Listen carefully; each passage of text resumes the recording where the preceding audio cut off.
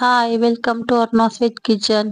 ఈరోజు ఒక మంచి హెల్దీ రెసిపీని చూపిస్తున్నాను. చిన్న పెద్ద సంబంధం లేకుండా అన్ని వయసుల వాళ్ళు తినవచ్చు.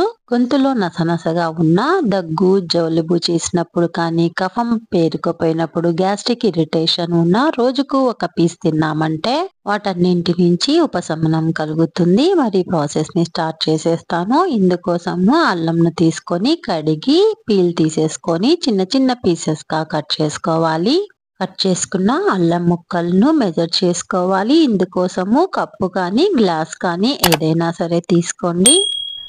నేను తీసుకున్న అల్లం ముక్కలు 1 కప్పు వరకు అయినాయి. ఫైన్గా కట్ చేసుకుంటే ఇంకా బాగుంటుంది. వీటిని మిక్సీ జార్లోనికి వేసుకొని ఫైన్ పేస్ట్గా చేసుకోవాలి. వాటర్ అస్సలు యాడ్ చేయకూడదు. మధ్య మధ్యలో కలుపుతూ మిక్సీ పట్టుకోవాలి. చేత్తో టచ్ చేసినప్పుడు పలుకు అనేది అస్సలు కనిపించరాదు, అంత ఫైన్గా ఉండాలి. 1 కప్పు అల్లం ముక్కలకు 1/2 కప్పు అల్లం పేస్ట్ అయితే వచ్చింది. మీరు ముక్కలు అయితే 1 కప్పు తీసుకోండి, అల్లం పేస్ట్ అయితే 1/2 కప్పు తీసుకోండి.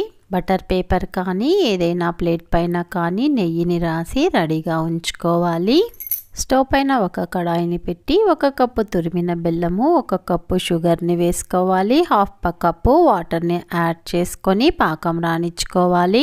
అచ్చం షుగర్తో అయినా చేసుకోవచ్చు, లేదా బెల్లంతో చేసుకోవచ్చు, లేదా నేను చేసిన విధంగా 2 మిక్స్ చేసి అయినా చేసుకోవచ్చు.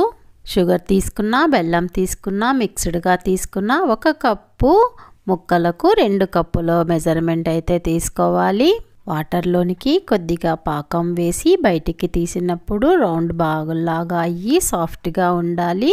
ఇప్పుడు వెంటనే తురిమి పక్కన ఉంచుకున్న అల్లంను వేసుకోవాలి. తర్వాత ఫ్లేవర్ కోసము యాలకుల పొడిని యాడ్ చేసుకోవాలి. ఇలాచీ ఫ్లేవర్ ఇష్టం లేని వాళ్ళు స్కిప్ చేసుకోండి.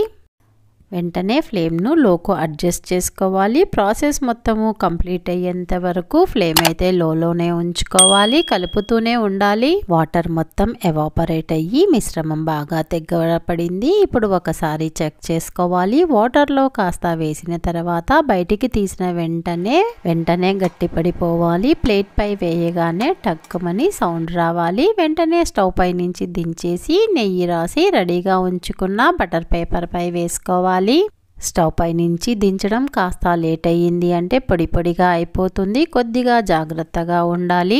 బటర్ పేపర్ పై ఈవెన్గా స్ప్రెడ్ చేసుకోవాలి. వెంటనే నైఫ్తో మీకు కావాల్సిన షేపు సైజులో ఘాటు పెట్టుకోవాలి. చల్లారిన తర్వాత కట్ చేయడానికి వెళ్తే షేప్ అవుట్ అవుతాయి. 1 అవర్ పాటు పక్కన పెట్టి చల్లారనివ్వాలి. చల్లారిన తర్వాత పీసెస్ను చేతితో ఈజీగా సపరేట్ చేసుకోవచ్చు. ఇలా చేసుకొని 8 బాక్స్లో స్టోర్ చేసుకొని 20 to 25 డేస్ వరకు ఈజీగా వాడుకోవచ్చు. మీరు కూడా అల్లం మురబ్బాను ట్రై చేయాలనుకుంటున్నారా? అయితే ఒకసారి వీడియోను అబ్జర్వ్ చేసి ట్రై చేసిన తర్వాత ఎలా వచ్చిందో నాకు కామెంట్ చేయండి. ఎలా వచ్చిందో కట్ చేసి చూపిస్తున్నాను చూడండి. చాలా బాగుంటుంది టేస్ట్ కూడా. మీకు నేను చేసిన ఈ రెసిపీ నచ్చినట్లయితే లైక్ చేసి మీ ఫ్రెండ్స్కి రిలేటివ్స్కి షేర్ చేయండి. ఫస్ట్ టైం నా ఛానల్ని చూస్తున్న వాళ్ళు, ఇంతవరకు సబ్స్క్రైబ్ చేసుకొని వాళ్ళు సబ్స్క్రైబ్ చేసుకొని బెల్ సింబల్ని నొక్కి యాక్టివేట్ చేయండి. Thank you for watching.